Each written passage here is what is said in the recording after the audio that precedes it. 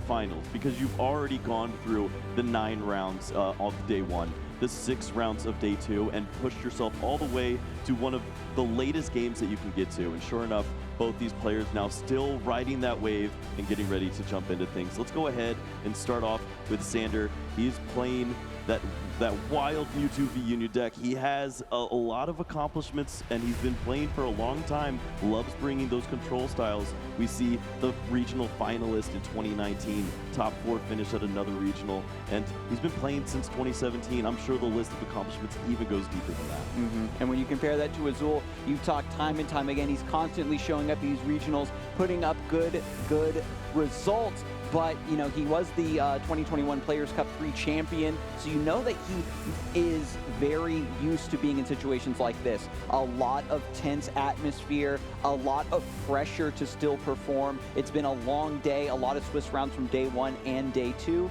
and as we head into the top 4, this pressure is going to get even greater somehow. Yeah, this is going to be an amazing match. We're going to be looking out to see what Sander has in store for us. We know that this deck can pop off. It just takes a little bit of time and the help of your friendly neighborhood Snorlax.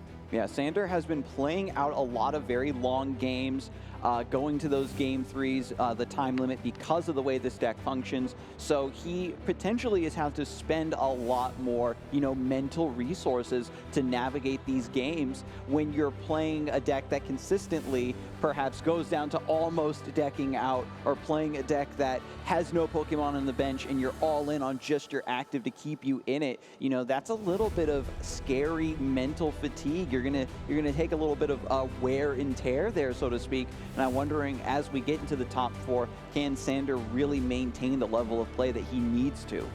I'm going to guess yes. He's probably put himself in this situation 10,000 times. I got to try to hype it up somehow, Kyle.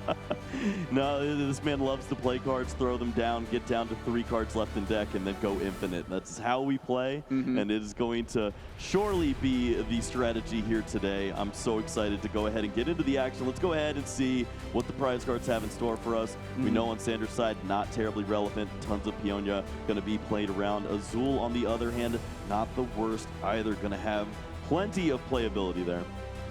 When you see a game set up like this, nothing too devastating in the prize cards, you know the players are going to have access to their most important tools. You're setting up for a beautiful set. We've had so many close games, close best of 3s throughout today's broadcast, and it's just culminating here finally at NAIC in Columbus, Ohio. All right, I believe Azul is starting us off here with that flying Pikachu V. A nice card to start with, of course, in the active spot. You got that free retreat cost. We see the energy in hand as well. Attaching that to the Arceus V, getting set up, of course, for that Trinity Charge, that Trinity Nova. Just has the attach pass. That seems like a very slow play, but fortunately versus Sander's list, there's not a lot of ways to punish this. In any other matchup, you'd think that that would be just a little bit too, you know, underwhelming. But now Sander opening us up with discarding one piece of the Mewtwo V-Union. Yeah, that is a great way to start. Go ahead and start tossing this bad boy into the discard pile. You're going to need to see all 4 pieces in the discard pile before you're allowed to make that choice if you want to bring it out or not. And yeah, we see 310 hit points and that healing attack there, super regeneration. That is one of the key ways to clutch out in this match. If you can't get over that 200 damage, Mewtwo essentially just becomes immune to whatever you're trying to do when you're over on Azul's side. We can only hope that he can get an attacker set up, maybe snipe some prize cards before the Mewtwo V-Union is completed. Sander just taking a moment here to study the deck, knows that at the very least the pieces are in the list and wants to make sure he knows what else is in the prizes. Gonna grab a Snorlax, playing 4 copies of that Gourmandized Snorlax, no doubt, and just drawing tons and tons of cards, trying to get to that infinite state as quickly as he can. Yeah, we see that Galarian Meowth able to help in the discard. We see that Snorlax too, so just trying to go ahead and to continue to push through this deck, draw as many cards as possible. And the Evital also is something to take note of as well, potentially a way to get rid of those double turbo energies, something that Azul might have to think about here. And the Miltank is already found. This was a card that you speculated, Kyle, that Azul was already mentally preparing to get through, does have some ideas of how to get around it. And now that Sander has got it employed here so early in the game, Azul might not have had enough time to gather the resources needed. If you let that route keep building up and building up, the game could run away with you. And Sander, with the full setup now, has the retreat, brings the Snorlax up into the active, has the Galarian Meowth, and is prepared to start discarding the rest of those Mewtwo V-Union pieces if he can find them. Over to Azul, Arceus V-Star evolving here and into a Marnie. After that Gormandize went off, Sander had such a big hand, and Azul is just going to put those resources right back into the deck. Needs to start drawing and looking for something specific here. Also has access to Starbirth to maybe get 2 more cards to fill in whatever this hand might be missing. Yeah, just finding that double turbo energy surely has to be one of the choices here with the Starbirth. We also see the big flying Pikachu VMAX coming down. That can actually be a pretty decent attacker in this matchup, as we know that Azul is playing a little bit of techiness here. He has that Phoebe in his deck. That is one way that he can potentially sneak through some of these Pokemon like Miltank. Ooh, yeah, again, you said that he had some secret technology. He had some ways to consider the Miltank, and it frustrated him a little bit earlier in the season, and now he is fully prepared. When you play this Flying Pikachu VMAX, it's already a bit of a silly card, but you're taking it very seriously at this level of play, and you're going to run just the right cards to make sure it performs its best. Yeah, not going to deal with that again. It was only a short week ago that he had to deal with a Miltank, and he said, no more. I'm going to include that Phoebe. I've got the POW pad as well, so that's 2 Miltanks that I can potentially get through. But Sander certainly could provide multiple Miltanks in a matchup if he so chooses. Xylene is a great way to sneak that Pokemon back into play. After checking the hand, Azul is looking at the deck, seeing what that Starbirth might need to grab, finding a boss's orders, trying to plan for upcoming turns. The thing about Sander's deck is that it doesn't necessarily want to disrupt what the opponent is doing. You just play the Snorlaxes out, and you want to get your deck set up to where it is going to enter a winning state, and then you pop off from there. So Azul actually does have a lot of confidence in setting up these plays that are going to pay off a couple turns later. Yeah, expect to see Azul going for this this aggressive route. Got to continue to just push and draw prize cards as much as possible. If you can start going through Pokemon that aren't Miltank in this early stage here, maybe get 3 prize cards or so, then when you start to apply the pressure on the Miltank with cards maybe like that Phoebe, or you start to bring it back with that POW pad, you might pressure Sander into a bench that he doesn't want to play. Maybe an additional Snorlax, just trying not to bench out and lose a game. And with that being said, Miltank does hit the active spot, and now is the moment for Azul to put that plan in motion. Sander just using the Avery here to draw a few cards. Both players have a very limited bench already, but that is the supporter for the turn. You do see an additional piece of that Mewtwo V-Union in hand. Always a great discard in that Galarian Meowth. Trekking Shoes. This card must be important. Sander really thinking about whether it's a keep or not, and does indeed put the Cape of Toughness in hand. Is looking for the Crushing Hammer here to hit a heads. Great, just easy way to discard this Mewtwo piece. Yep, trying to slow down his opponent in Azul a little bit, but no, not heads on that Crushing Hammer.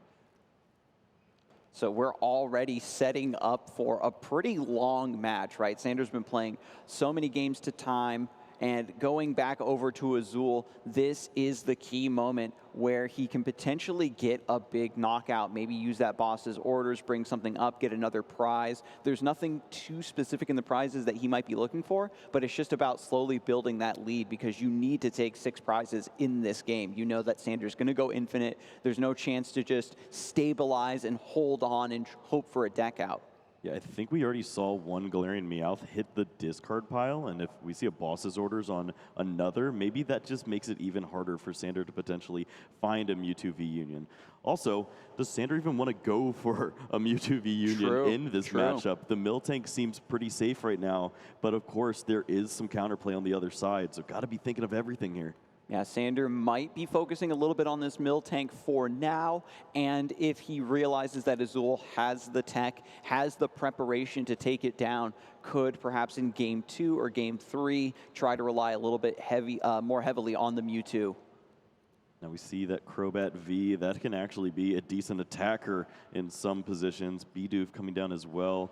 A benefit in drawing additional cards and keeping this hand nice and fresh for Azul.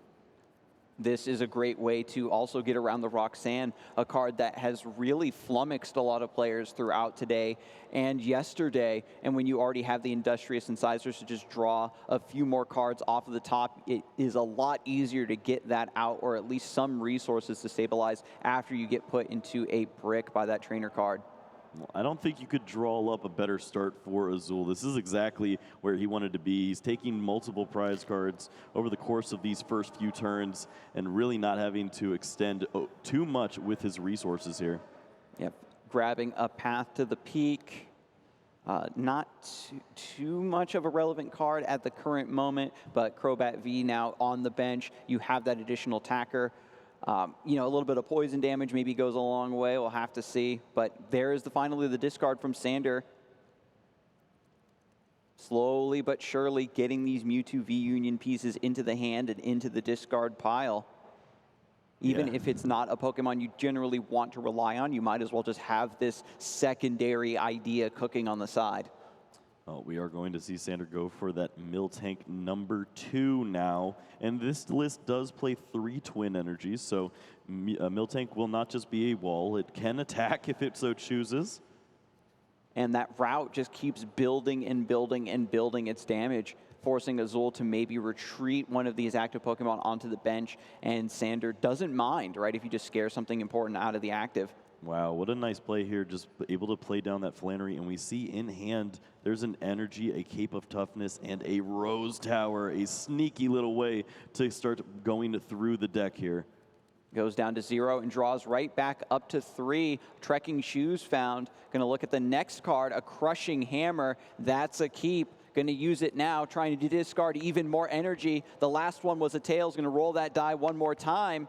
And it's another Tails. The Crushing Hammer doesn't go off, but maybe that Flannery was just enough. Well, what a two-card hand if you ever wanted to maybe start drawing later on. Scoop up net and Snorlax. Beautiful. Great way to get this into the active. And Gorman dies for 7 more cards. Despite everything, Sander is still beautifully executing on his game plan of just turbo drawing through the deck and getting to that win condition that he needs. Well, this is something that Azul certainly thinks about here. We've seen him holding on to those stadium cards. That Path to the Peak, not terribly impactful as a stadium, but as a counter stadium, it certainly is nice here. Could limit some additional draws in the Rose Tower. Going to discard one of them with the Ultra Ball here. Has another one in hand to bump this Rose Tower when the time is right. Looking through for a Pokemon, maybe going to try to find that Bibarel, maybe going to look for this Crobat VMAX. A lot of things to consider here. He has some really nice incisors on that young lad, and he's going to go ahead and grab that. Drawing into additional cards would be nice. Maybe finding a Marnie here, always a really strong play against a Gormandize. After your opponent has put all those cards into their hand and ended their turn, just shuffling those right back in, denying whatever play that they were thinking of is so important. But Bibarel just once again established to make sure Azul also gets these resources down, and there's the Path to the Peak bumping. Double checking, making sure that Starbirth was used beforehand. Oh, look at that. Marnie already in hand. That's going to be so clean. Just go ahead and start shuffling Sander down to only 4 cards in hand now. And now with Sander with 2 Miltank in play, the Snorlax in the active, it's not too much of an issue in terms of options in hand. Everything you kind of need is already in play. It's just that by putting those cards back in the deck, you're just delaying Sanders' ability to draw through the rest and get to that infinite cycle with the Pal Pad, with the Silene, and the Team Yell's Cheer. Yeah, if you keep this pressure up, we're not going to have to worry about going infinite. There's not going to be enough time for that. And Azul knows that he is in a race right now, trying to take these prize cards as quickly as possible, and maybe can find the cards, if he thins down well enough, as we've seen him doing, to start working through these Miltank. Because Sander has to keep promoting the Snorlax and trying to get through the deck, you're just offering these first handful of free prize cards for Azul. It's one of the rules of control that it looks like you're losing and then suddenly you're not. But Azul is already prepared with so many attackers in play, so many options, and the Bibarel to counter Roxanne, etc., is prepared to keep the pressure on despite whatever Sander might respond with. And by the time Miltank dares to come back into the active spot, we have that Phoebe lurking. Yeah, you even see the flying Pikachu V come down. Does not really care about route right now. Will take as much damage as possible if it means that we get one step closer to a Phoebe. Takes one more prize, double turbo energy. Wasn't too relevant at the start of the game, but now that we're starting to see Flannery, these crushing hammers trying to make their way, it could be a really clutch means to get a key attack off, or just discard fodder. Who knows what Azul is going to try to go for here as this game state evolves, and Sander maybe gets closer to the win condition that he's hoping for, even while Azul is putting up such a valiant effort to slow that down as much as possible. A nice card in the hand in that Professor's Research, but a ton of energies as well right now. So maybe going to see Sander go a little slower here. We see the scoop up net of the Galarian Meowth going to make sure that no boss knockout is available, and we could certainly see these energies, that twin energy, provide for the bench later on, or you can just attach it to the active if you so choose and start using route. And yeah, going aggressive, you're going to throw away all of these energies. Get the Psychics in the discard for a potential Mewtwo V-Union. And now with a fresh hand, Sander's going to reevaluate the board state. The next Union piece enters the hand. Just need to find a way to discard this. This is Crushing Hammer number 3 and another Tails. These energies are sticking to Azul's Pokemon. That's a very, very powerful static cling that Pikachu's got going on there. We do see the third piece of that Mewtwo V-Union hitting the discard pile now, and you can start to see Sander's strategy lining up. 2 Miltank in play, 1 potential Mewtwo V-Union, 3 prize cards left for Azul. Yveltal also being brought out. Sander has failed time and time again so far to disrupt these energies outside of Flannery.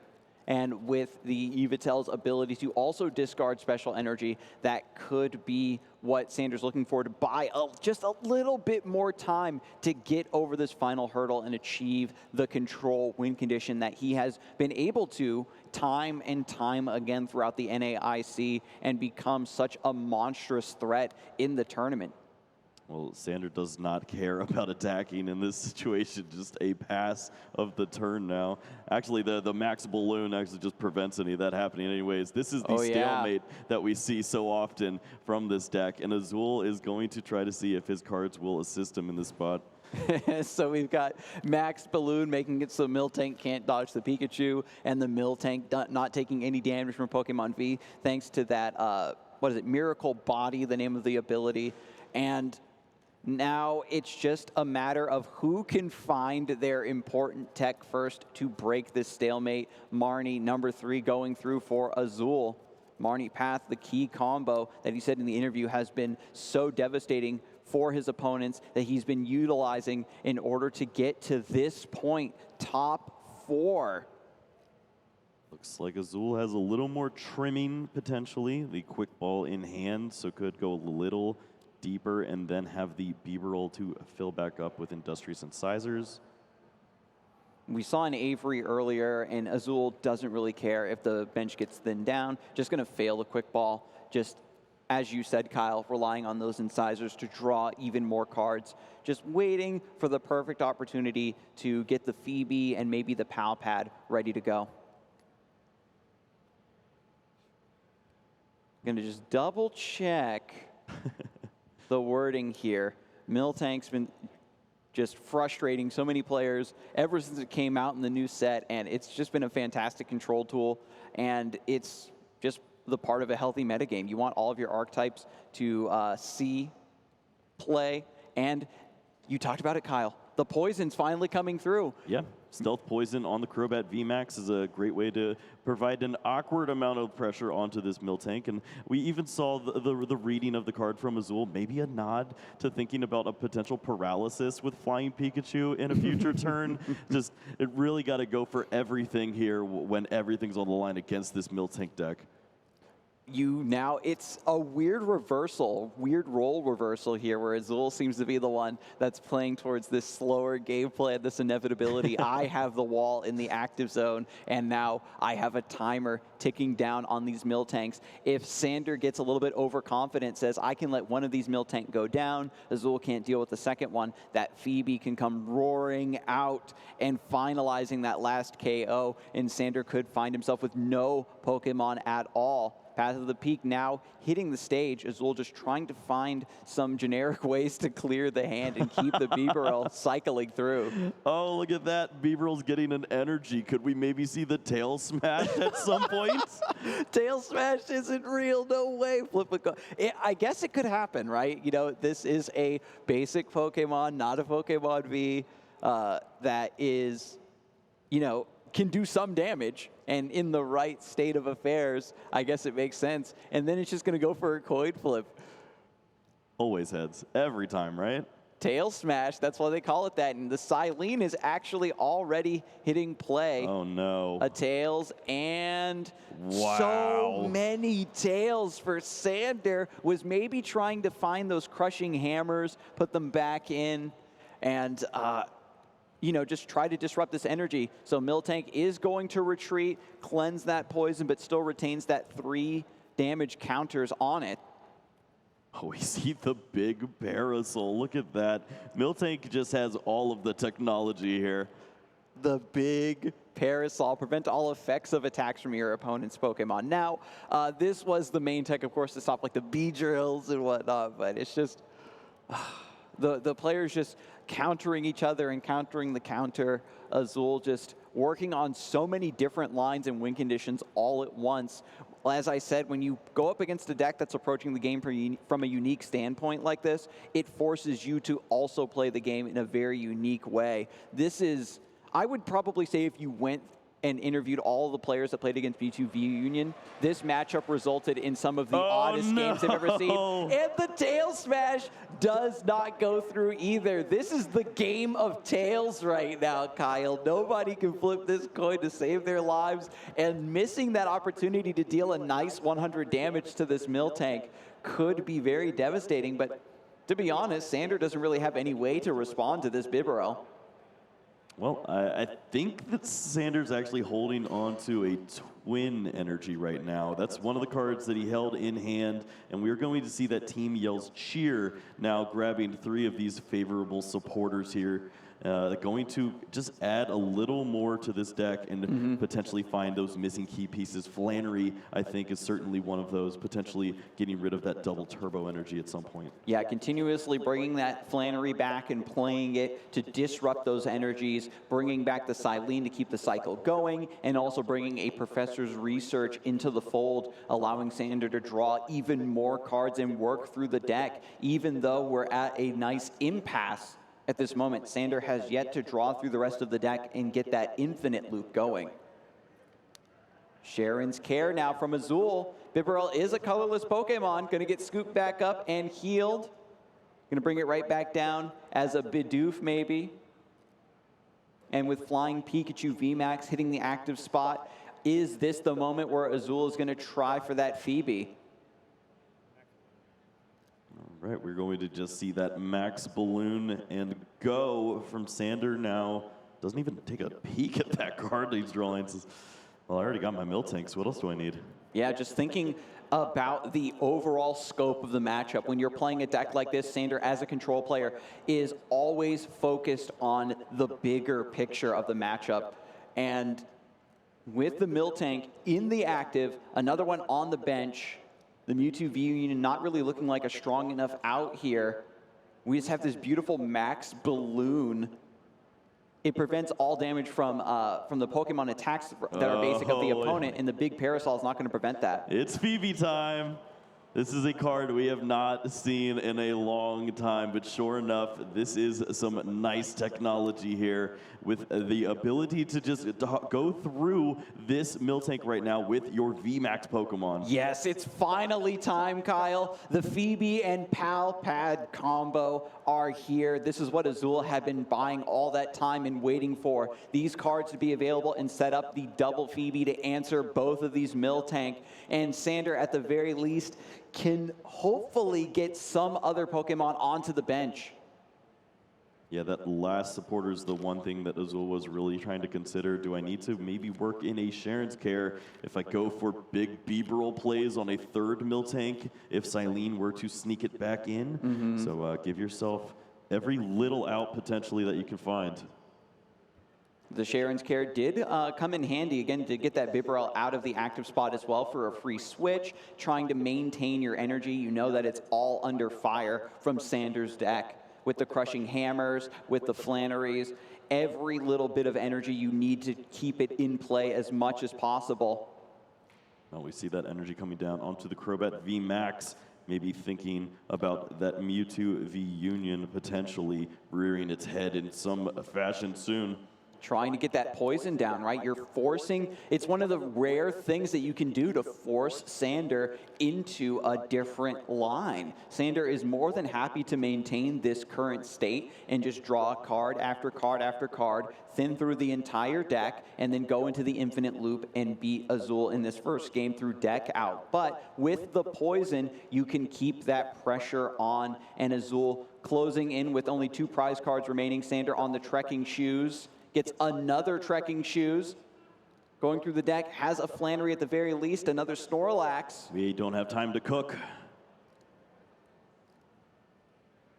It's just not enough time. As you said, Kyle, Azul's been keeping on consistent pressure, been putting through some janky threats, trying to figure out a way to get through these Miltanks, and now it's starting to pay off, especially thanks to that Phoebe and Palpad. Sander knows that he's on a clock. Yeah, just trying to download as much information as possible from that discard pile now.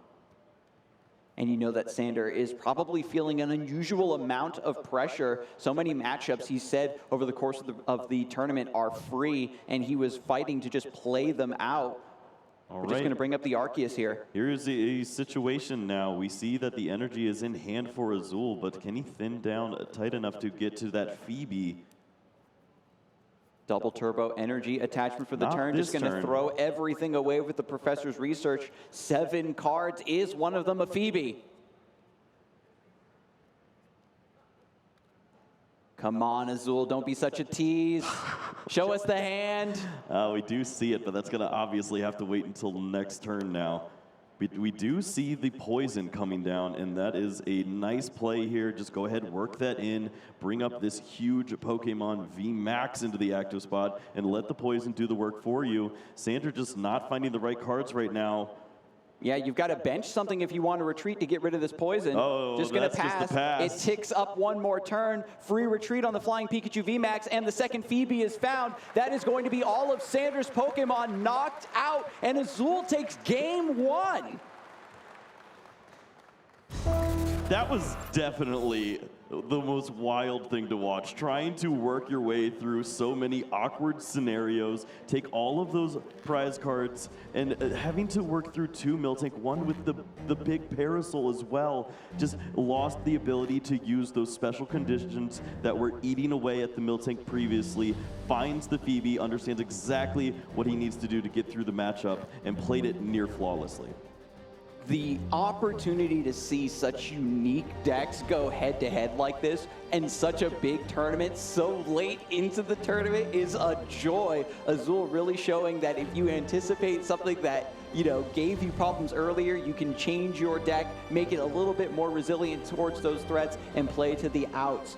The Marnie cycling was really the key, I think, to put Azul in that winning position. He slowed Sander down so much. Every time there was a Gourmandize, no, Marnie, put those cards right back into the deck. Sander never got to that point where he could efficiently get those supporter cards over and over and over again and actually threaten any of Azul's setup.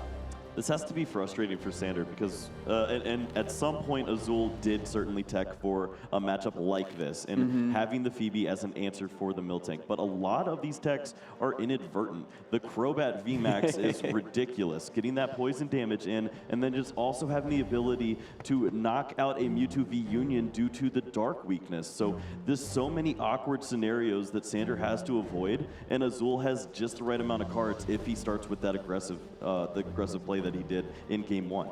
He was so confident in this deck's ability to counter Palkia, and he's just like, but wait, I counter something else that's just beating everyone else by accident. It's truly the galaxy brain ascendance that you love to see from a fan favorite player like Azul. But of course, I love it when a player can innovate in such a strong fashion to bring a deck that was on absolutely no one's radar and just take a tournament by storm like this. You know that Sander is certainly proud of what he was able to demonstrate today, and we still have potentially 2 more games to go. With the right draw, Sander could very easily get through the deck before Azul is able to stop him this time. Well, he's not taking any time off here. Immediately, half of that Mewtwo V-Union straight into the discard pile by way of the Ultra Ball. We did see one additional piece in those prize cards, so certainly going to have to see that Peonia at some point to help out, but this hand is absolutely going off. Multiple Quick Ball, the Snorlax in hand, and a twin to retreat. Quick Ball discarding the Quick Ball. What do you think he wants to find here? Just the Snorlax? Do we need a scoop up net? We need something to get this Meowth out of the way. Maybe doesn't have it, decides on the Miltank instead. Just want to get this down, maybe try going for routes, getting some damage onto the Pikachu V before that Max Balloon starts to hit. I got news. That hand has it all. He's got the energy. He's got the Snorlax. And he could certainly just start to go straight through the deck right now. And that seems to be the line. Gourmandai is going to fill this hand right back up to 7. Yeah, had the attach into the retreat there for the Meowth to get it out of the active. Double Turbo Energy, you know, it's used to kind of squeeze out these 3 energy attacks just 1 turn early, but it's such a beautiful way to make these 2 retreat cost Pokemon a lot more usable if you don't want to try to run Air Balloon in your deck. Well, Azul doesn't need much. Finds Bidoof, which is a lovely card to have in the opening hand. That energy attachment to the Arceus is perfect, and a free retreater in the active spot. A clean pass of the turn, and has the Ultra Ball follow up on the second turn to pop off. Azul saw when the game played out in game 1 how much time he really had to get set up. He's not worried at all, even with these 2 Mewtwo V-Union pieces hitting the discard pile. I think that he might still be confident that he has plenty of time to set up here. Sander has a lot of draw, but as soon as you go for Gourmandize for that big draw, your turn is going to end. So even if you get those Mewtwo V-Union pieces, you aren't going to be able to make use of them right away. Well, we see Sander continuing to rack up cards in his hand. Trekking Shoes going to maybe add a little more. Tool Jammer being sent to the discard pile, 1 more draw instead. Miltank on the bench, and now another Snorlax. So many cards developed here. Sander's got a strong foundation, but needs to keep drawing. Azul, ironically, is the one that maybe has Sander on a clock here. This might be one of the least threatening boards I've ever seen in top 4. But if you know what's happening, if you know, you know, and this is scary. We are going to see the Miltank pass. Yeah, just a scoop up net to get the Snorlax out of the active. Putting the Miltank down means that Sander recognizes because of the Marnie, the Gourmandize isn't going to be that viable of a line to get to the bottom of my deck, get to that 0 cards in deck win condition, and it's just going to be up to Miltank to hold the fort for now. I wonder if Sander is maybe going to try to pivot to Mewtwo V-Union to try a different strategy for this game too. Well, this is just a nice play to avoid giving prize cards to your opponent. You know that this turn always ends with an Arceus attacking you in the face and trying to take a prize. So go ahead and try to get some denial there. Make your opponent have to have multiple bosses orders and use that PAL pad. Maybe you don't see a double Phoebe in a situation like this. Just try to get them a little off put with the prize exchange. Yeah, Miltank being presented so early in the game really changes the way Azul has to approach this matchup. Yeah, we already see that nod with the V-Star ability going to go ahead and grab the double turbo and the boss's orders. So +1 for Xander, being able to pull that boss out of the deck from Azul. Getting that resource out early is so important. If you can force Azul to spend so many important cards on dealing with just the first threat, the second threat, and the third threat are there to end the game. I remember when I talked to Mace, he said that Miltank number 3 is the true win condition of the deck sometimes. Hey, there isn't even a Miltank number 3, but of course with Silene you sneak it back in, and it really is the case. Just being able to use all of these cards to their fullest extent in the right matchup is what this deck is all about. Flying Pikachu V now loaded up with those lightning energies. Now we just need the VMAX, and then we're going to have that standoff once more between Miltank and the Max Balloon. Azul not getting to any of those energy cards in the prizes. 3 of them near the top is certainly going to be awkward when trying to get some additional attackers like that Crobat that we saw earlier. And now we see that Flannery going to remove the double turbo energy. And with the Pyukumuku, which was in the prizes in game 1, Xander has the option to get a little bit more card draw, a little bit more cycling. And with the Flannery hitting the Arceus V, it might get stranded in the active if Azul doesn't have that extra energy. And now as we head into game 2, Xander has the chance to maybe reverse the curse and start hitting heads on those crushing hammers.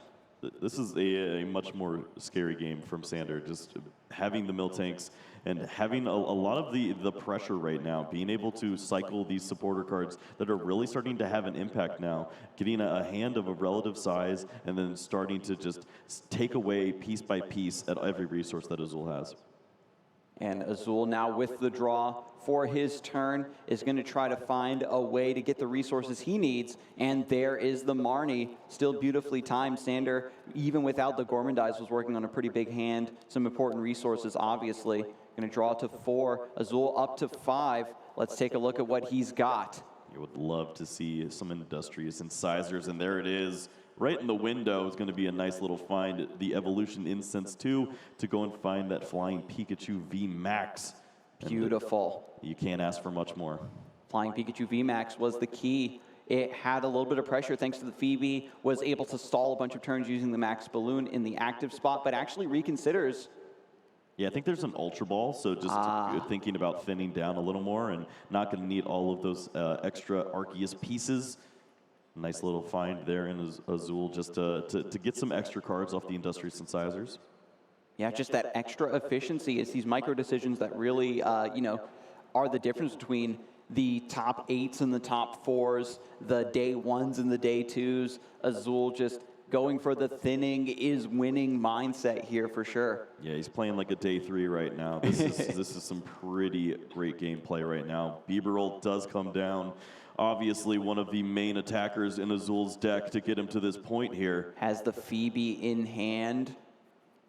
One of the pieces now collected, just passes back, needs to get one more way into the hand to get this Arceus out of the active spot and then try to take down this Miltank. Azul might not pull the trigger on this Phoebe until he also has the PAL pad ready to go. We'll see if Xander is going to have enough time with this Crushing Hammer, and it's another Tails. He is not Crushing Hammer number 2. That is ridiculous. We have seen more Tails with you and I casting, I think, than ever before.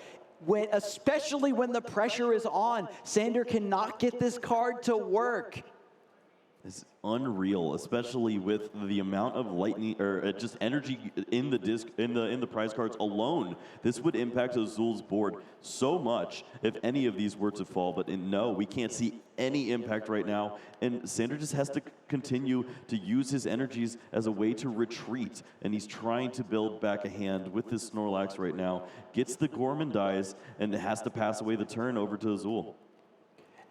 You need to just keep drawing. Now, Sander's looking for ways just to put these Crushing Hammers back into the deck and maybe use them, try to find that Flannery, shut this down. If those Crushing Hammers went off, it'd be very difficult to keep the Arceus stranded, but Azul has the switch. Now Flying Pikachu is in the active against the Snorlax. This is going to be another prize for him. Yeah, Max Balloon going to probably be the end of this Snorlax, and Azul never going to take a turn off. Always trying to burn more and more cards there. The quick ball comes down. Research, not a card that you want to be playing when you have to preserve all of these resources. Instead, just let the incisors do the work. And now that Azul has the Phoebe in hand, is maybe looking for the Pow Pad to set up that combo that we saw in the first game, this is going to make it a little bit awkward if Azul feels that he's under enough pressure and needs to go for a second Marnie and undo that progress. But a second prize is taken nonetheless, and Sander, after that Gorman dies, has a chance to get some modicum of tempo, some sort of threat, some sort of agency in this game. Oh, gonna check hand size. Eyeing up potential Sydney plays. Sydney. Your opponent reveals their hand, you discard 2 cards. So it's not too shabby. You get rid of the special energy. Stadium cards as well. Path to the Peak is gone. Oh no, not my path. Just thin down for my Beeberl, why don't you? Exactly, the Industrious Incisors, that one, is it a 1-1 line or is he on 2-2? I can't recall. The Beeberl? Yeah. That's a 2-2. 2-2 line. You know that he's been really valuing this technology, especially with the advent of Roxanne in the metagame. Having that emergency play of having just a few more draws to get out of that Roxanne prison. Here comes Phoebe number 1, making it so that Flying Pikachu VMAX will be unaffected by the Miracle Body. Going to go for Dark Asset first, of course, after everything is thinned down, drawn back up to 6. Yeah, when you play down this Crobat V, you'd also love to have energy to go along with it. Maybe you can start threatening some of that poison before you see a card like Big Parasol. And Silene tried to do something. Are you kidding? No way. No! Finally. Oh my God, a heads. 1 for 9. What are we looking at here? I lost count. I'm just honestly so glad that wasn't a tails. We can't let it go down like this, Kyle. We got to send our energy into this die just so we can have a real game here. And number 2, Sander, now maybe breathing a sigh of relief, is feeling the tides changing in his favor. There's the discard with the Ultra Ball to get that Mewtwo V-Union into the discard pile. Do we go for Miltank number 3? That is certainly one of those winning routes in this matchup. Yeah, forcing Azul to have that extra little bit of resources to find its way through a third Miltank is a very tall order that a lot of decks can struggle to do, and that is going to be snagged here with the Quick Ball. And Sander just thinking about the matchup at hand, thinking about the board state, going for the shuffle here just a little bit more, and Azul is going to shuffle as well. Yeah, Rose Tower really cute here. Just get some extra cards, runs into a Trekking Shoes. Maybe we can start to see some of these energies. I mean, I know a ton are in the discard pile already, just trying to survive the early stages of the game. Pyukumuku also being cycled with its pitch ability, going to the bottom of the deck and drawing a scoop up net from this position. Sander can just, scoop up this Meowth like we saw in game 1 and then go into this double Miltank idea, taking another target off of the bench that Azul could potentially target down. Another draw for Azul, another chance at closing out this second game. Max Balloon. That is where we are at. is going to be nice and slow. Sander is going to bring up that boss in an attempt to slow things down. Oh, the Pal Pad. The Pal Pad is found. Azul did get 1 energy off of the prizes, is thinking about the other supporter that he wants to put down. Here it is, Pal Pad for the Phoebe and the Marnie being revealed to the opponent and shuffled into the deck. Now we just have to wait and see how long it's going to take for these cards to come back to Azul. Yeah, the Marnie is a nice grab. Maybe you can put Sander on a weird hand where he just doesn't find a big Parasol at any point, and then you can start working in that poison damage on one of the final Miltank. Or you can just go straight for the Bieberl. Oh, the Bieberl. I mean, if this Arceus gets a little bit more love in the energy department, it certainly could go for that attachment. Azul has plenty of time, right? This is a slow matchup where you can just manually attach 3 energy if you feel like Sander is in an awkward spot. Those Crushing Hammers, as we can see, are still in the discard pile, have not been cycled back into the deck to be redrawn. So maybe Azul thinks that the energy is safe for now. Taking a peek at the list right now, and 3 basic darkness energies. We know that 2 are the top prize cards right now, and 1 is sitting on an Arceus, so poison at least not going to be an option for this Crobat. That is a devastating revelation. Not having the poison means that's going to be one of these cheeky avenues that Azul was using to pressure the Miltank is going to be unavailable, because at the top of the prizes, the game is going to come down to, 3, 2, 1 prize left, and you can't get there. Crushing Hammer went off screen, but it must have been a tails. He's thinking about something. Yeah, this is good. Okay. Finally, second heads. Sander's on a roll. Literally. All right. The luck is changing here. These Crushing Hammers can keep hitting. It's going to be very difficult for Azul to keep up the pressure. Pikachu also being cycled for 1 more draw, finds the twin energy here. Trekking Shoes. It's a good one. It's a keep. Looking through look at this discard pile. Wait, which one is the deck? This pile is so big. Sander slowly but surely closing in on that forbidden Silene loop. Ooh, and we see the big Parasol. Going to just hold on to that until we see that Phoebe come down to take one of these Miltank. And we're going to see Silene going again. Are you kidding? He's on a roll. Oh, man, it went off screen. Heads. Wow. When the chips are down in game 2, Sander changes his fate and chooses a new destiny, is now starting to get these heads consistently. And Silene gonna find these important pieces, put them back in the deck. Because it has been thinned so thoroughly, it's going to be only a turn or 2 before these enter the hand, and he can employ them once more to keep Azul GG under control. A big W in chat for production, catching that last flip. That was huge. And the Pal Pad, the Crushing Hammer also being found, put back into the deck from the Silene, back over to Azul. He can start feeling the pressure now. He knows that the window of opportunity that he was presented with is closing.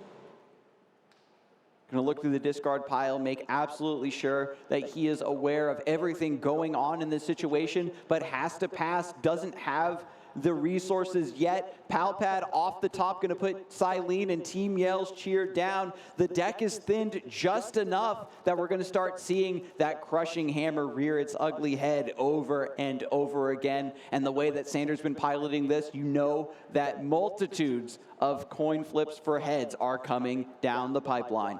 Yes, Silene, another pass. Silene is the big way to continue this chain. All you need is 1 heads on a Pal Pad, and that will continue to get that Team Yell's cheer, which then goes and grabs more Silene. And he goes infinite forever, even with a 5-card deck. He can do this for 300 turns or so if he just keeps getting a heads every once in a while.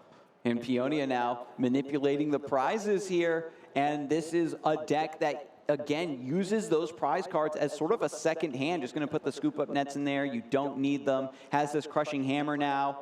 Wow. And there's the heads. Another energy gone from the Flying Pikachu VMAX. And we said it before, Kyle, with those energies in the prize cards, Azul's going to struggle to keep these Pokemon energized. Passes back to Sander, and it looks like he is slowly but surely climbing into a dominant position in this game. There's the pass back. Azul slowly drawing through the rest of the deck. Look at this massive hand. There's nothing he can do just yet. Another pass, another Silene draw from Sanders. A tails. We just need one more heads. And it is a tails. The Silene fails when everything looked like it was going into Sanders' favor. Azul with the draw. Has to pass back.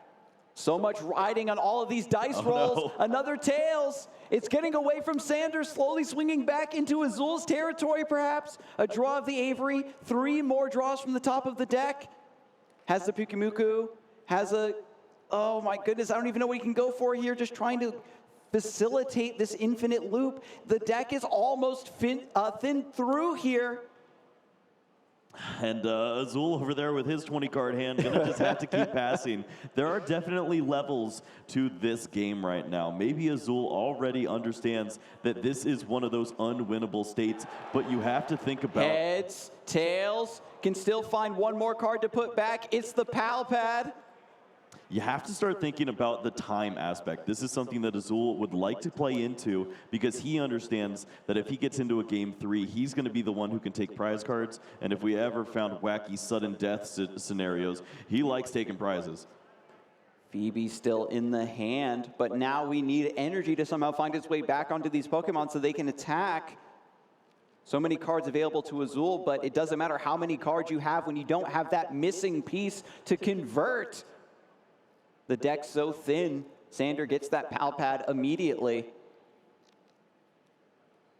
Thinking about how he wants to navigate this turn now that things are coming down to the wire here. Yeah, identifies the threat, that Bibarel. No energies have come down in a minute, but if you can just remove this from play, you really can reduce all of the attack options from Azul here. Just the route. We do have Sharon's Care. Going to scoop up this Bibarel. We saw this in the first game. Just going to reset it. Now Flying Pikachu is back in the active, but no energy to use the Max Balloon. Bidoof hitting the bench, prepared to evolve the next turn. Team yells cheer. This is the sequence that Sander has been going for time and time again, and finally the loop is achieved. Yes, strong identification there from Azul, and understanding that this is a great turn to replay that Bidoof as you just saw your opponent play Boss's Orders. Not going to be able to directly play that back into the deck and then on the same turn. So you can go ahead and get that Bidoof down now and then have the Bibarel with the extra hit points too. The double turbo energy onto the Pikachu and the Phoebe. Going to be able to find that knockout. Right when it looked like he was almost out of energy, able to take one more prize, but the final 2 Darkness Energy are at the very tippy top. Oh no. Well, the big Parasol still hanging out, but that will be the last of Phoebe. We have seen the Pal Pad already. This Phoebe has been used twice. This is Miltank number 3, and it is going to try to make one last stand. Yeah, Azul was hoping that one of those draws from the prize cards was going to be that Darkness Energy, still trying to think about this poison here. But Miltank now in the active, the final hurdle. Bidoof comes up to the active spot and Route takes it down before it can evolve. Yeah, Azul chose not to evolve the Bidoof there, and that just falls right into Sanders' play of taking an easy knockout there and potentially avoiding one of these attackers. Yep, and the Pikachu VMAX does still have the energy on it, goes for the Max Balloon. Thinking about, is there any way I can get through this Miltank? Silene, tails, Silene, heads, can get another card and put it back in. The sequence is live. Pal Pad going back into this very thin deck, and this will then become 2 more supporters. Yeah, there's a Pal Pad in hand as well, I think. So Sander opts for the greedy. Crushing Hammer. Flips for flips, my guy. Azul drawing through the deck, about to deck out in just a few turns. There's the draw of the Crushing Hammer. We see the Flannery. Do we see the Crushing Hammer in combination? The Flannery discards the special energy. Pal Pad putting the Silene back in, of course, and the team yells cheer. The sequence that Sander is, basically it's in his muscle memory now. He knows exactly what cards he needs to put right back into the deck and continuously cycle these effects. Azul draws the double turbo energy, does have a way to get another max balloon off at the very least, but is that really the line he feels he can go for? Passes back. Sander with the Silene, going to try for a heads and another heads. Allows for a Pal Pad and one other card of his choosing to go right back on top of the deck. Oh, well, it has to be Miltank number 4. Miltank number 4 back from the discard pile, back into the land of the living. Another threat for Azul to overcome. He has 2 prizes left to take, but these are the heaviest prizes that any player has ever had to take before in a tournament. From this point, I don't know if Azul does have anything left. Going to promote the Arceus V into the active spot at the very least. Miltank back onto the bench. Peonia to reach into Sander's secret second hand over here in the prize cards. Get to look at 3 prizes. Get to look at the prizes, put 3 cards from your hand and replace them. Sander now swapping out, getting the scoop up nets. Yeah, the route is on. Just keep continuing to add damage to the other side. There's a little bit of a double-edged sword here, potentially. If you take too many prize cards, then you give Azul a way to shuffle in that Roxanne. Oh, so yeah. something to think about if you want to avoid 30 more turns. Oh, my goodness. Could you imagine? Bidoof, you said it was a 2-2 line.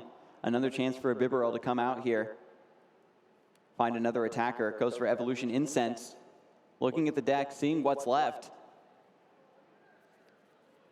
See a Flying Pikachu. It's not looking too good here in game number 2. Sander might have been able to close in on finally the win condition he was after. Yeah, we see that Sharon's Care is in there right now. Maybe that's one way to avoid giving some additional prizes if Azul wants to keep this game pushing. And sure enough, we do see that Marnie now. So shuffling that hand that is a deck to the bottom of the deck. Just keep on shuffling. When a player, if you find a card game player and you put that many cards in their hand, they're going to shuffle them. They just can't help themselves, Kyle. It's also a requirement of the card.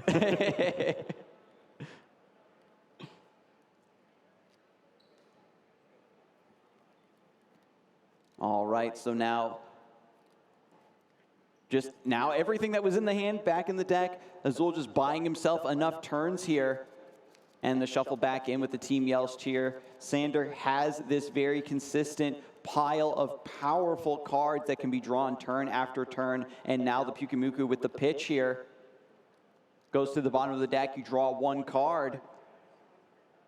A little bit more damage with route. It's starting to build up here. Azul thinking if this is the right amount, if this is the right time for Sharon's Care. Yeah, the damage, we're at 170 right now, so if you wanted to wait 1 more turn, you certainly could.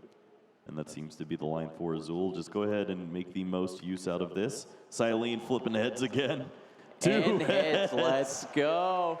2 6s, baby. Silene going to find 2 cards here from the discard pile and put them right back on top of the deck. Eyeballs that crushing hammer. Yeah, I was wondering if another energy was going to start coming up at this point. Sander could certainly start working on another Miltank, and just having an additional attacker here, you have to think you'd be able to close from that point. That way, if there is anything that forces this first Miltank out of the active, you're going to have another attacker ready to go.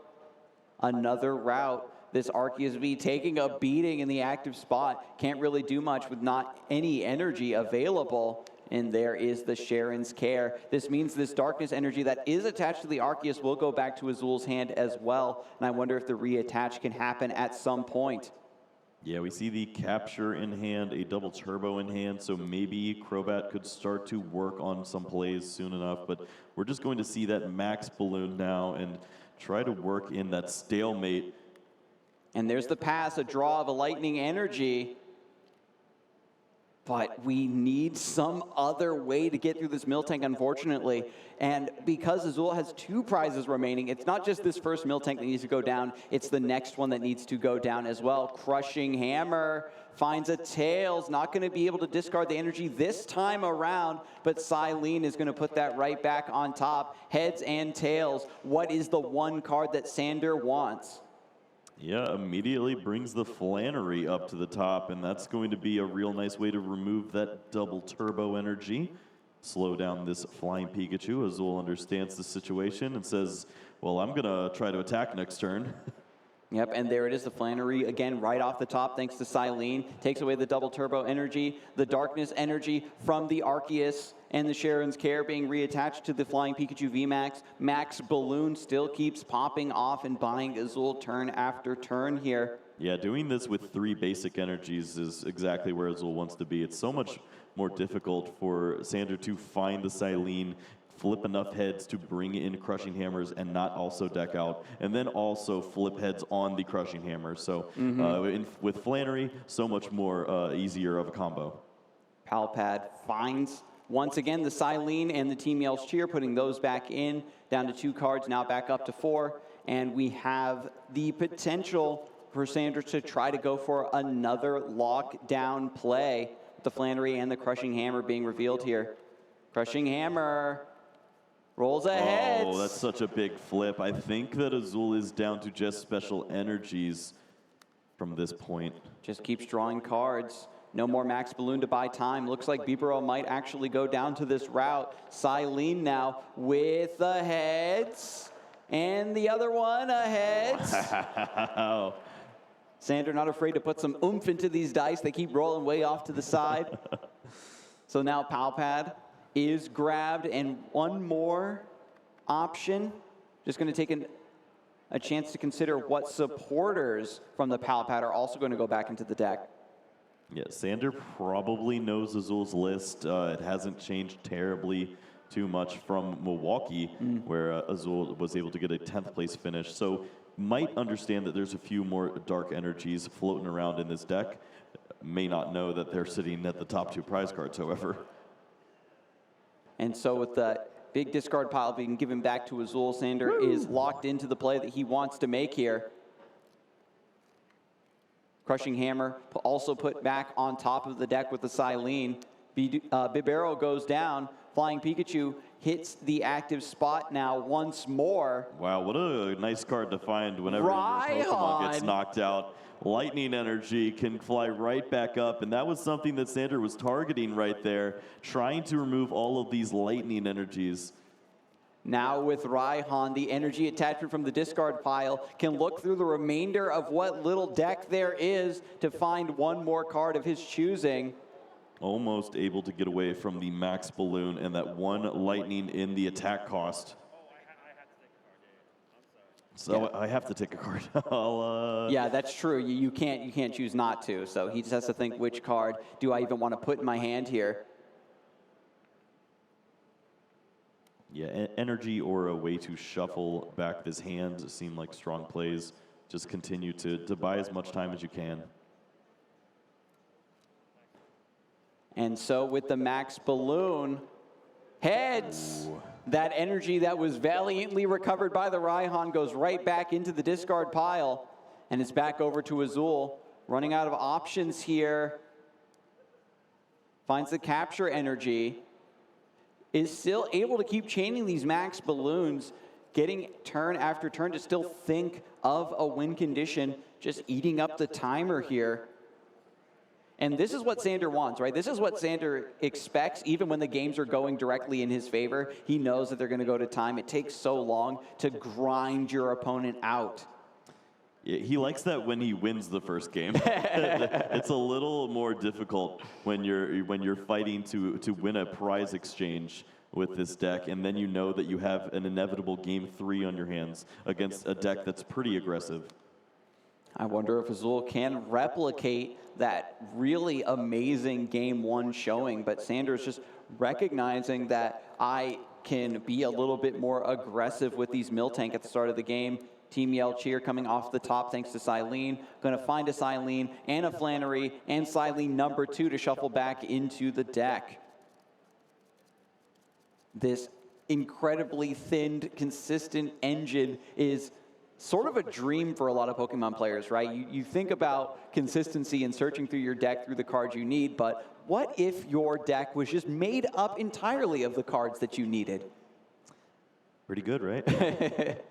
Silene, indeed. The tails, and 2 tails in a row finally, but that is only the first Silene of 2. If that is one way for this engine to fail, is you just miss a lot of heads on that Silene over and over again. Palpad has to come back down, grab Silenes, and you have to keep on trying. Players just in this stalemate now. Sander using an Ultra Ball and trying not to deck out from an opponent's Marnie. Just counts and says, oh, I got 6, that's fine. Right, and then the Pyukumuku has the Flannery to get rid of that capture energy, the double turbo, pardon me. So now Pikachu unable to use the Max Balloon once again. Palpad puts the Flannery and the Silene back into the deck, so there is going to be enough cards here to resist the Marnie. And there's the draw. Azul, for the second time, building up a monstrously big hand. It's already dwarfing the deck here. The discard pile also huge. And so now Sander just slowly routing on this Pikachu VMAX. Route doing 20 more damage for each of your opponent's benched Pokemon. Azul only has 1 benched Pokemon, just trying to limit that damage, buy himself as much time as possible. Tails, and went off the table. Double tails on the second Silene. Oh, this is getting awkward. Forcing the repetition of that combo over and over again has ended up becoming very awkward. Sander can still put these back in with the Team Yell's Cheer. Is that still in the hand? I've completely lost track. I'm in the Twilight Zone right now, Kyle. We're stuck in just this time loop. The players going back and forth, drawing cards. Zul with the Roxanne that he can't use just yet. Yeah, Sander's down to, I believe, just 5 accessible cards right now, and I'm sure that some of them will start to continue this chain. It's just depending on if he's ever going to get another heads to keep it moving. And the players are understanding how much is riding on these last handful of turns, right? When Sander has thinned the deck down so much, is on the precipice of almost decking out and is relying on this combo. Azul is basically needing to catch up to Sander's understanding of the list and find a way to potentially disrupt this. But the Team Yell's Cheer gets a Flannery, a Boss's Orders, and the Silene. So that's going to go into the deck now. And with that Boss's Orders, Sander's looking to maybe find a knockout elsewhere, maybe try to strand something.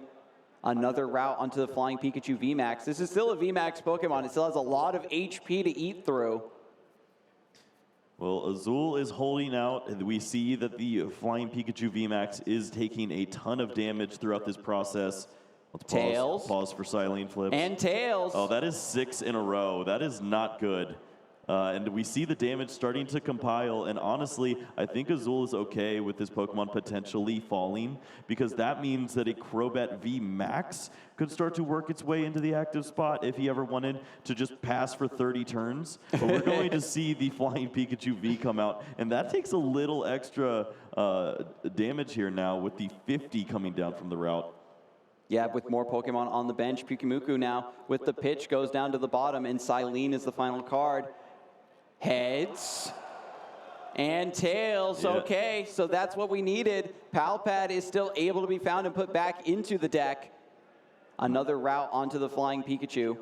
Yeah, not sure about the rest of the count, but if you miss 8 flips, I think that's where it starts to get awkward and finds the 7th.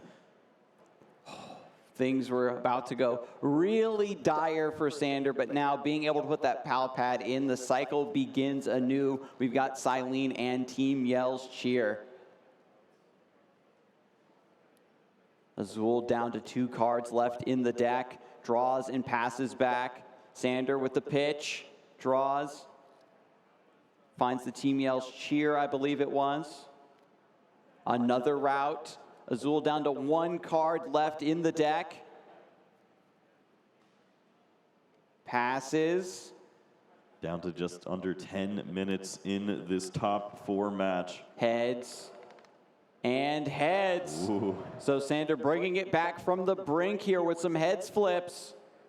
Picks up the Twin Energy and the Pal Pad to put these back in. There we go. Top of the deck in any order. There are so many die on the field right now. Crobat VMAX evolving onto the bench, and the Marnie, of course, from Azul, shuffling your hand back into your deck. Your hand becomes your deck, in Azul's case. Yeah, choosing to play down the Crobat VMAX and not keep it as an additional card in the deck. So maybe eyeing up a plan with that Crobat, understands that those hit points are going to be valuable here in buying some additional turns, and doesn't want to take a risk of not finding it in perhaps the bottom of the deck. It's been a long competition here in NAIC. These players have fought through some of the toughest challenges, the toughest players that we've ever seen play this game. And now when it's time! Mewtwo V-Union! Let's go! We finally saw the energy coming up from the Silene, and that means that these energies are going to make their way onto the board by way of Union gain. Mewtwo V-Union not threatened by this Crobat VMAX. Recognizing there is no darkness energy, after enough damage has been compiled via route onto these Mewtwo VMAX, we could see the Psychic spread damage come through. 16 damage counters spread onto your opponent's Pokemon. Has to pass. The Miltank is still stranded in the office. Scoop up net brings the Mewtwo V-Union back into the active. Oh, let's go to math class. I think this is going to be a lot of damage. We have the 16. We have 6 to the active, 7 to the back. I think that will clear all of these Pikachu VMAX from play. And that is going to be a great way to close out Game 2. Sander taking the remaining 4 prize cards all at once. Azul was not able to get there here in Game 2. It grinded down to this crazy stalemate, this time loop where we were stuck in limbo, and suddenly comes crashing through with the Mewtwo V-Union. Yeah, Azul just showing the 2 darkness energies, and Sander's like, yeah, I thought so. I kind of pieced it together when you marnied your 30-card hand a few times. And Mewtwo comes down and just ends the game. This wasn't another grind of him just using that healing ability, out-damaging, out-healing Azul's damage, came through and immediately wreaked destruction on those flying Pikachu VMAX. They're just soaring daintily, gently through the air, having a good, fun time. And this big, bad Mewtwo comes soaring through the clouds and tears them asunder. We're gonna get a Game 3 here, folks, in the top 4 of NAIC. Yeah, this is where it gets crazy. Sander is going to have 6, maybe 5 minutes to really set up a strong board and try to avoid giving prize cards to Azul, Garcia, Griego, because the time rules are certainly going to come into effect here. Yeah, whoever is ahead in prizes will win if the game is tied after that 3rd turn when the time is called. Azul is playing a deck that can take those prize cards early, so Sander is in a position where he can't risk perhaps going for those early Snorlaxes, just has to hope that he draws immediately into a double Miltank. Yeah, having that Miltank and that Twin Energy are going to be big for Sander. Maybe get 1 turn of Gourmandize and then try to use those scoop-up nets and bring those Pokemon back up into your hand. Do not provide them as some outs for Azul to draw prize cards, because you are going to need to find your route to victory in that Miltank. And on Azul's part, he's got to get an attacker charged up, either an Arceus V-Star or a Flying Pikachu V-Max, and then draw that Phoebe and try to get a key knockout on a Miltank. I wonder if that is how this Game 3 is going to play out. Miltank set up for Sander having the most consistent walling effect in his deck against Azul, and Azul having to go all in on whether he can get attacker and a Phoebe fast enough The opening cards are being drawn, looking for their basics. Sander taking a mulligan, as these control decks are wont to do. And Azul drawing. Finds a basic. And now. Yeah, Azul ready to go ahead and give us those prize cards. Phoebe! Oh, Are you kidding me? Stop. At the top of the prizes, no less. I could see it at the bottom. Maybe he can sneak in a KO on a Snorlax, maybe snipe a Meowth, but Phoebe at the top means that he's going to have to run an entire gauntlet, and Sander's not going to let him draw. It's the final prize. This is the most important draw of Sander's life. He needs to find Miltank, and it is the starting Pokemon. Are you kidding me? Miltank We is are in going the to active. have a crazy game 3. Arceus sets up. If Azul looks through the deck and recognizes the Phoebe is missing, he's going to have to start scrambling for Crobat VMAX to get the poison down on the Miltanks. This is absurd. Azul going first, has the double turbo energy attachment and passes. Quick Ball gets rid of Mewtwo V-Union piece. Already in game 3, the pieces are falling into place. It seems like the matchup is set in stone, but can these players change their destiny? Well, it has to be about 22 routes if Azul plays this as potentially intended. Well, we are going to see the benching plays. Sander thinking that this is going to be the best way to get the ball rolling. Of course, doesn't know that there are that Phoebe is going to be in the prize cards. Crushing Hammer coming down. Heads. Double turbo gone. Trying to deny that Trinity Nova. We do see energy in hand. That is going to the Miltank. Tool Jammer attack, pass. Arceus left alone in the active spot.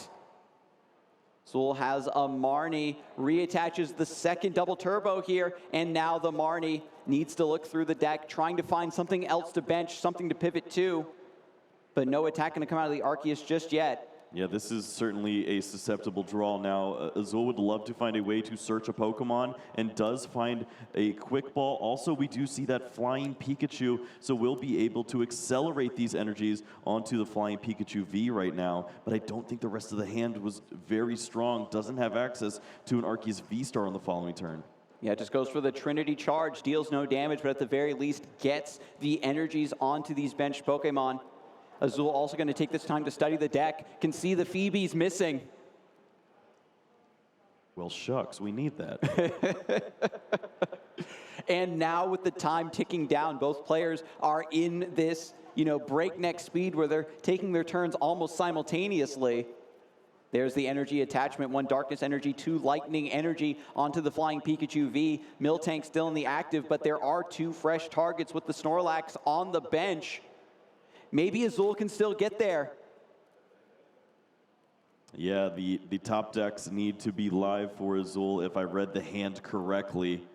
Trekking shoes, Sander's deck is all top decking. It's all about drawing the cards as quickly as possible. Avery to draw 3 more. The likelihood of having the tools that he needs is much more in Sander's favor. Scoop up net, pulls the Miltank, puts out the Gormandize.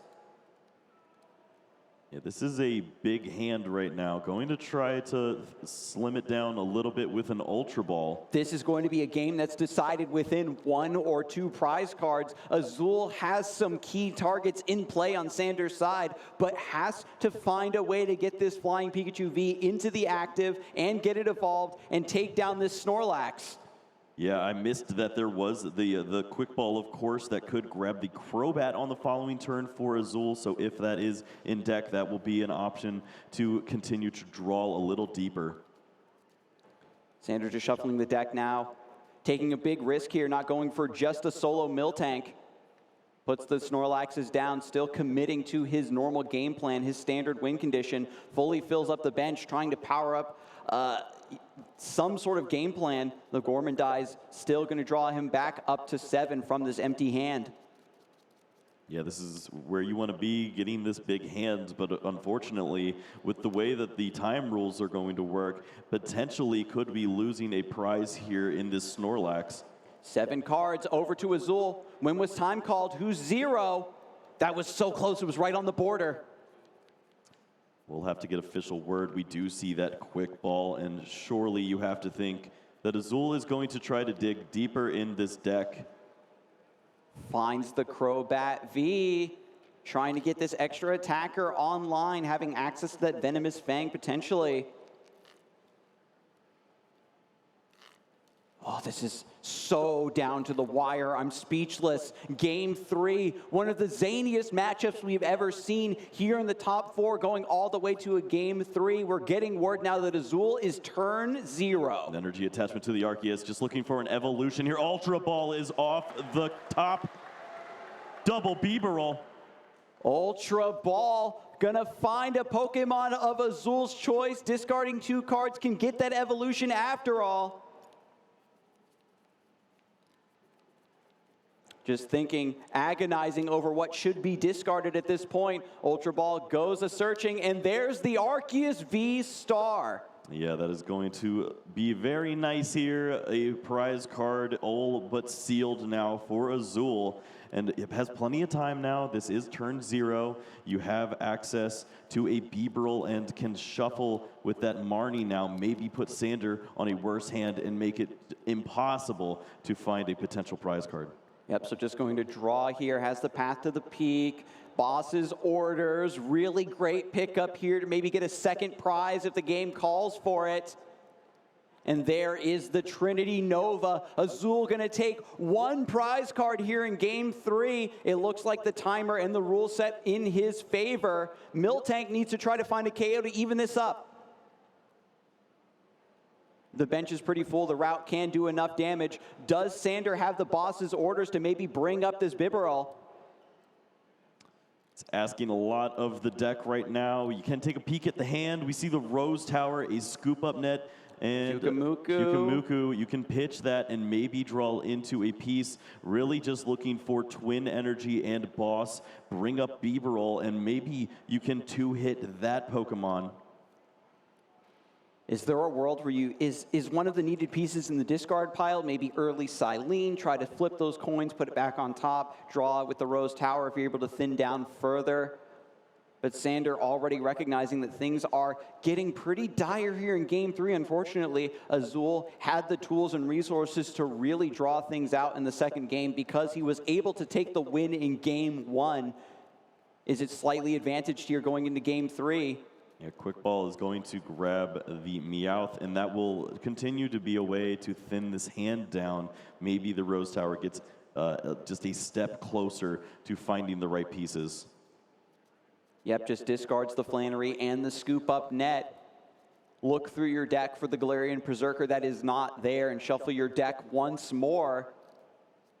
Rose Tower and 1 more card in the hand for Sander. 3 more potential draws to find something workable. Boss's orders, Twin Energy. Let's see it, Kyle. That is no way Jose Pionia going to be the supporter for the turn. Wait, let me check my other hand. Looks in the prizes. If you are tied, it is the next on prizes. At the end of turns, whoever's ahead on prizes. And the players are just getting clarification from the judge at the table about how the time rules are truly going to work. They know what the situation is here. And Sander, after looking through the prizes with the Pionia, looks through the discard pile, sees if within this small sliver of cards there lurks a game plan. And Azul, finding the 1 prize off of that Snorlax, is in a winning position here, Kyle, in Game 3. Yeah, this is going to be a wild way to close out such a thrilling match. Sander on this turn 1 right now of time. The way that Game 1 played out, Azul just biding his time until he got the Phoebe Pal Pad combo to get that KO on the Miltank, and then immediately have the threat of another upcoming Phoebe to keep Sander under control. I'm so happy that throughout this set, we got to see both decks make use of absolutely every single concept that they could put together to try to threaten their opponent, and a guest starring showdown from the Mewtwo V-Union to close out that second game. Yeah, Azul holding on to a boss's orders in hand right now. Could potentially go and grab a second prize card. Just going to read every arm and leg in that discard pile and figure out what he's really up against. Is there some sneaky threat that can come down and take multiple prize cards here? The full Mewtwo V-Union is in the discard pile and could be on the field next turn, but generally it needs a little extra time. Yeah, we saw with that Psy Explosion, 16 damage counters put on your opponent's Pokemon in any way you like, being able to spread that around, pick up a prize, maybe weaken something else. But I think that Azul, after crunching the numbers, is confident here that he might be able to take this and actually use the boss's orders. Rose Tower filling the hand back up. Quick Ball going to throw away the Evital, and just a Pyukumuku in the hand. So you can pitch that and draw one more card. We'll see if Sander can make use of the Mewtwo V-Union here. Gonna pitch and take a look. Oh, I think that the players understand what just happened here. Sander's going to fall just a little bit short with one of the most impressive decks we have ever seen on the international stage.